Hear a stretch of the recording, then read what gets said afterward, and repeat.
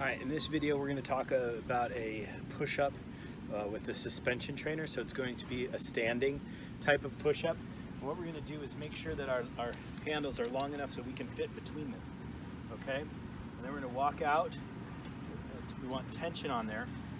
So there should be full tension on the straps and my hands right at my chest.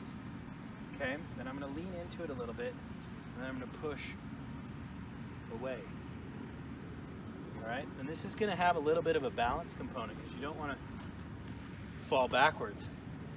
So you're just going to have to be very deliberate.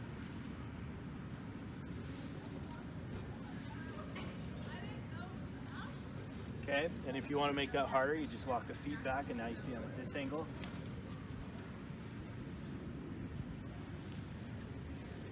Okay, and if I wanted to walk them back farther, I'd get to the wall. So what I'm going to do is I would turn around and come down low and do my push-ups there. And that's going to add a little stability component to the shoulder as well as just a regular push-up part.